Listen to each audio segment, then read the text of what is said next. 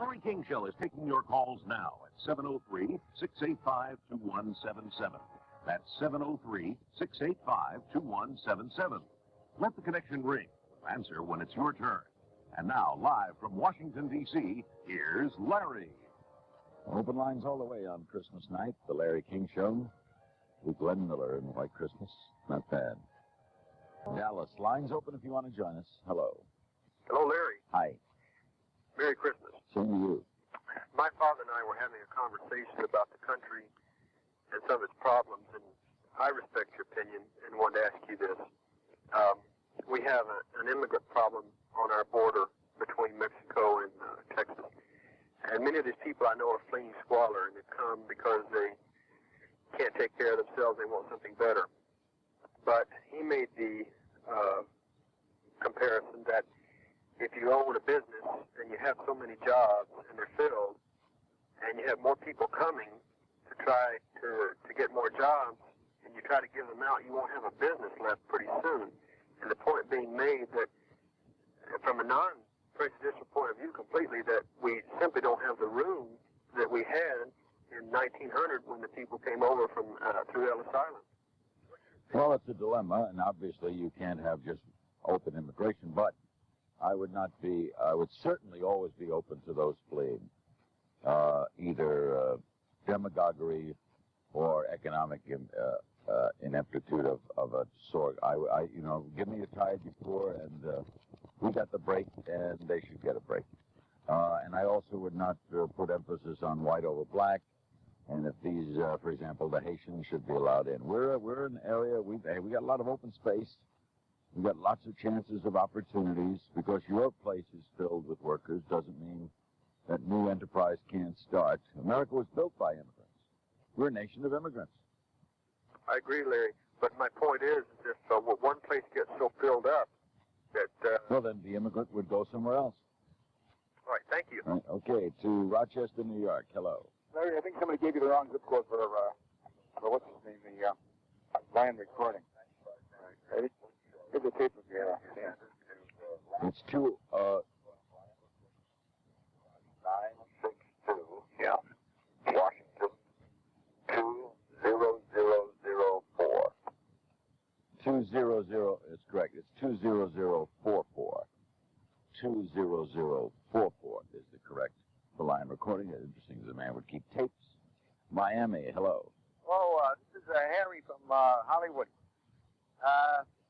I just talked to Hank Goldberg tonight. I had an idea about a movie. Neil Rogers, the baseball movie, has you in it. It has Hank in it. Burt Reynolds, his wife. What's the script? Oh, the script is, I got the idea when, Neil loves the Cubs. And he was talking about... I haven't heard Neil in 20 years. So I don't know. Anyway, he was talking about they ought to get a new manager. They do. Bring back... They have a new manager. Yeah, he said they ought to bring back Leo the Lip. He's dead. The idea popped in my mind. I said, wow, we can bring him back. Okay, rest easy. We'll be back to these messages. Christmas night, 1991. Angels sing, glory to the newborn King. Peace on earth and mercy mild, God and sinners reconciled. Joyful all. Portland, Maine. Hello. Yes, Merry Christmas to you, Larry. Same to you. Julie and Kaya. Thank you. I'm calling with a special request. I'm a motor route carrier for the Portland newspapers, and I'm out in the wee hours of the morning, and I've listened to your show religiously for the past 2 years, and stayed up tonight to ask you to play a Christmas carol for those of us who are driving every day in all kinds of weather. I'd like to hear the Carol of the Bells, if you know what that is. If we have it, I'll play it. For Christmas, well, I can embarrass myself in front of a audience across the nation of dozens, but you know the one I'm talking about. Yep. And the Carol of the Bells. If we have it, we will play it. Okay. Following the news headlines. Southwest Harbor, Maine. Hello. Yes, hello, Larry. Hi. Happy holidays to you. Same to you.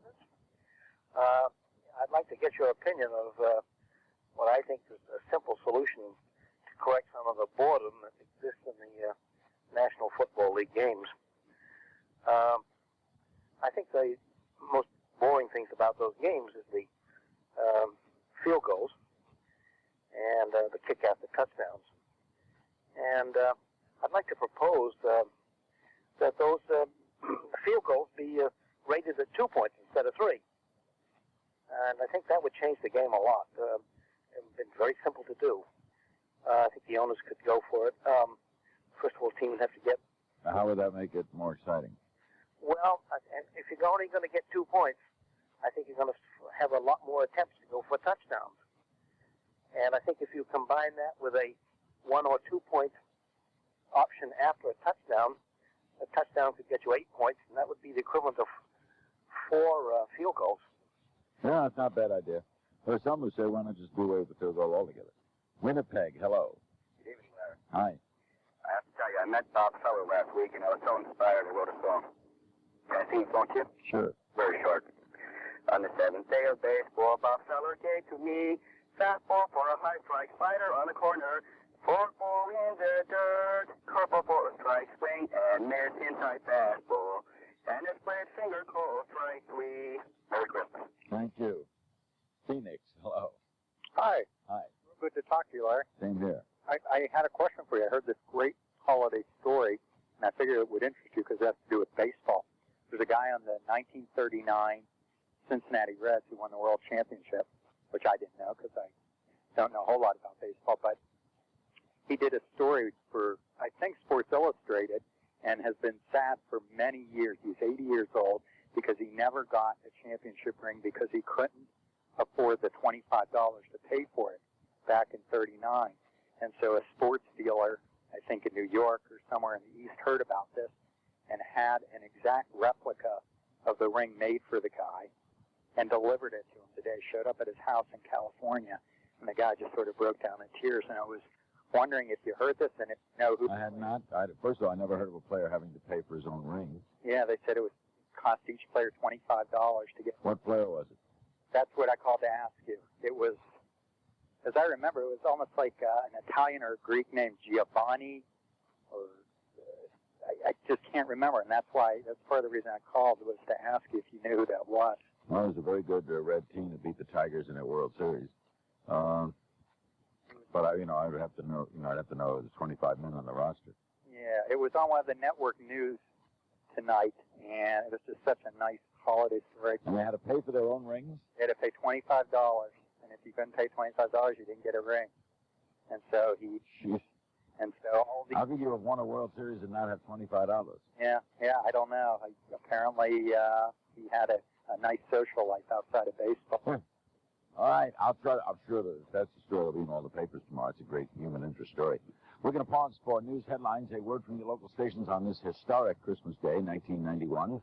We'll be back with more Yuletide Christmas songs and more phone calls and more of the tapes of 15 years ago with yours truly and the late and great Bill Calder ad-libbing our way through bicentennial moments. Oh, Larry, I have a question for you. I heard on the television that in 5 to 9 years, 100% of all taxes we Americans pay will go just on the interest of the national debt. Oh, that couldn't work because then how would we pay for services? Well, that's the whole point of it. Like 5 to 9 years, the country's bankrupt. Well, a lot of people said that. Mario Cuomo said that in 1984 at the Democratic Convention. Wow. Mr. Buchanan coming on tomorrow night. Does he have any books? Yeah, he wrote his autobiography a couple of years ago. He's written about 3 books. Are they available? The autobiography, I think, is in paperback now. Great. Thank you, and I hope, look forward to Pat tomorrow night. Thank you. All right, San Francisco, hello. Hi, Larry. Hi. Hi, this is South San Francisco. South San Francisco, near the airport. About 11 miles the other side of San Francisco. Yep, near the airport. Wish you Merry Christmas. Yeah, I'm close to the airport. Thank you, same to you. I want you to know that I go to work early every morning, and Magic 61 has you on the station, but I can't call them because it's a Repeat. yeah. Yeah. But I love you and Jim both. Yeah, I love both. Thank you. Yeah, Yeah, I just want you to know that I guess it makes my morning to listen to you. Thank you. I go in early and I light the boilers. I work in a big laundry, and but the question I like to ask you is, don't you think Russia is really making a mistake in getting rid of Gorbachev? Well, they really had no choice. They had elected Yeltsin and as president of Russia, and there is no Soviet Union for Gorbachev to govern anymore. But he's going to go down as one of the great figures in history. He changed the world. I think he did too. My oldest nephew, was here last night for Christmas Eve, and we were out here in the kitchen talking about it. Well, you've seen a peaceful transition in a union that died. It wasn't by fiat. It wasn't by Politburo. This was, in fact, Yeltsin is the first duly elected person in a long time. Gorbachev was never elected by the people. But what a great, great, great man. Detroit, hello. Yeah, Merry Christmas, Larry. Thank you. Same to you. I was wondering, I was curious what you thought of Wayne Fontes for possible Coach of the Year, from the Detroit Lions. I think he will be the NFC Coach of the Year. And one last thing, what do you think of I know we all think Barry Sanders is a good runner, but I never heard you ever talk about him. What do you think of him? I think he's the best runner in football. Oh, thank you. Other than that, I don't think too much of him. Midland, Michigan, hello. Oh, yes, what two football teams in the NFL do you think might have a chance at the Super Bowl? I love Washington and Buffalo. Yeah. Do you think Detroit may have a chance? Have a chance, but I love the Redskins and the Bills. Yeah, I think the Redskins might, probably. Well, Detroit, what an amazing recovery, considering they lost their opener 44-0 to the Skins. Cleveland, hello. Larry, how you doing? Hi. Pardon me if I'm sounding a little bit out of it. I'm recovering from surgery, but I couldn't resist. I heard you mention that Pat Buchanan's on tomorrow night. Right. And I would like you to ask him about something I saw in Newsweek. According to a Newsweek article, he's engaged in what we call historical revisionism. Basically, it means that he is engaged in, or at least has speculated that some of the theories, numbers, ideas relating to the Holocaust may not have been true and may have been exaggerated. I will certainly discuss that at length with him. Yeah, in specific, his assertion was that not as many people could have died at Treblinka as was previously stated. I'd like to know exactly, why does he state that, and what the motives are. I can tell you some other groups that have taken these positions in this country, such as the Liberty Lobby. The Liberty Lobby is basically it's like a neo-Nazi type. It is, yeah. Well, of course, the current issue of National Review, if you've read it, the very conservative magazine, takes great issue with Pat Buchanan in a long piece, 40,000 words by Bill Buckley, saying that while Buchanan may not be anti-Semitic, he says a lot of anti-Semitic things. This is true. If it talks like a duck and it walks like a duck. Well, I'll certainly get into it with Pat tomorrow night. Would you please ask him about it? This is a guy who wants to run for the Oval Office. I think it bears some looking into. Absolutely, he is running. Naples, Florida, hello. Happy New Year. Same to you. I just want to extend, with no flattery intended, a thank you for your efforts to restore your health since the time of your surgery. Thank you. And thank you for your continued par excellence, if you will, in radio broadcasting. My question is, I feel like America has become, I'm 44 years old, very stratified socioeconomically, to the point that we're really straining as individuals. How do you perceive... I don't know what you mean by that.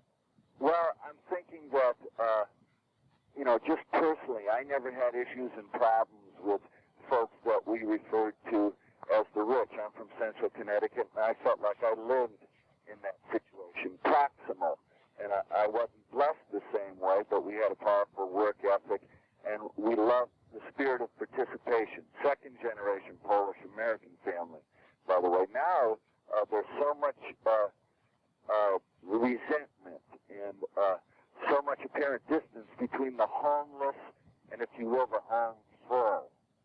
And I just wanted to know if you see Yeah, that might be true. There could be potential danger, man. San Diego, hello. Hi, Larry. Hi. Quite a day. I just saw the movie JFK by Oliver Stone. Did you see it? I saw it Sunday. Yeah. What did you think? As a movie, probably a half hour too long. Very dramatic and brilliantly done. I would have left out a lot of the home scenes, and while I disagree with the premise that he was killed for Vietnam, because I think he was going to stay in Vietnam, I do think there was a second shooter in Dealey Plaza, and I think that picture proves, it may not prove any other theories, but it certainly proved that more than one person was shooting that day. Yeah, I agree with pretty much what you say. I find it a little hard to swallow that you had the FBI, the CIA, the Joint Chiefs of Staff. Well, that's his hypothesis, and he throws in a lot of it, and it's docudrama, and it's inventing conversations, but, we've always had that. I think it's a good... Open up the file. I think every American who sees the movie is calling for that, whether they agree or disagree.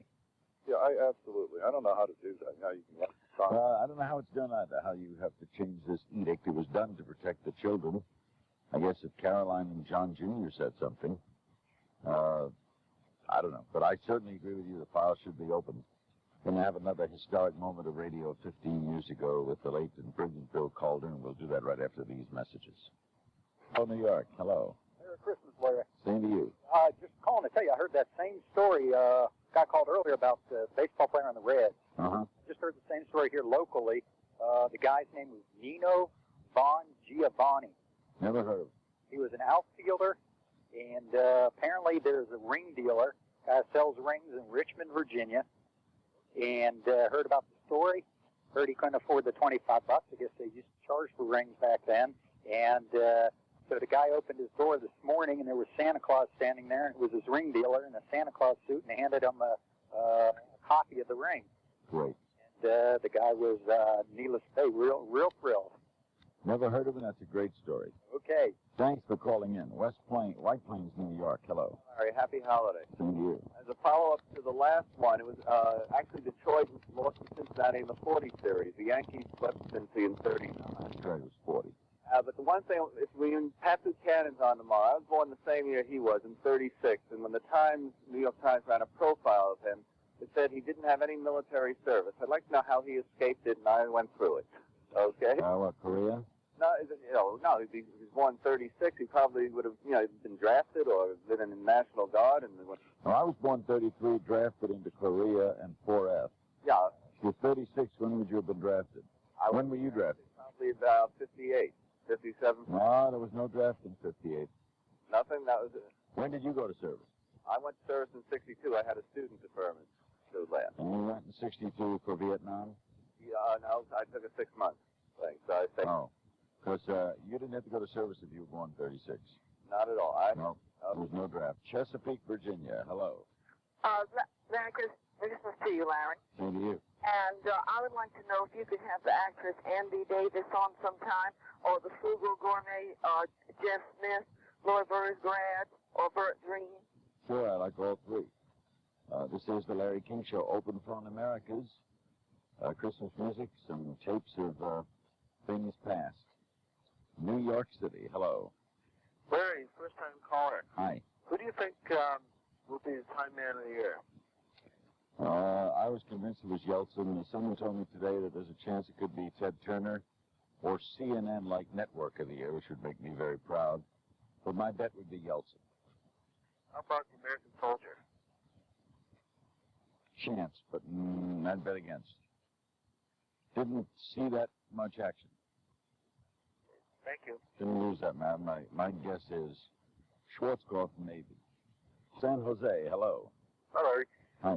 Hi. That was a charming story I heard on your program, Larry King Live, about the pen that Tom Johnson was on to Mikhail Gorbachev. Yeah, the pen that Gorbachev used to end the Soviet Union today was loaned to him by Tom Johnson, the president of CNN.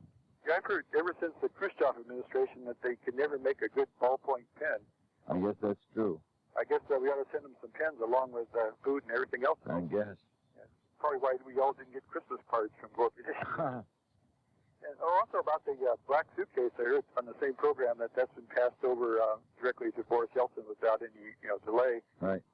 See, you kind of reminds you of that Samsonite suitcase in the commercial where they throw it off buildings and everything, and nothing would happen to it. We've gone through all this turmoil and changing the wall falling down and the democracy coming, taking root in Russia and all the republics there. Why is the suitcase indestructible? It seems like Boris Yeltsin, the first thing we want to do would be to destroy the suitcase. Well, he can't just destroy a suitcase. He's got to dismantle the bombs, and that's his goal, is to dismantle the bombs. That is his goal now. I think he's going to expect a price for that. I would. Maybe us buying some, maybe increased aid in response for doing it. Also, he doesn't own all the bombs anymore. Yeah. But if it's necessary for him to give the order with the codes and all for any other republics to launch their weapons too, from what I heard, that maybe you ought to give the suitcase to a caretaker. Otherwise, it'd be kind of like taking advantage of the situation to pressure us to get exactly what he wants, like you said, buying the weapons or whatever. Well, I think that's to be determined. Mr. Yeltsin holds the power keg there. Obviously, he does. And, of course, none of this, all this has got to be reaffirmed as they deal with this Commonwealth growth and how all this is handled, although Yeltsin right now has the finger on that case.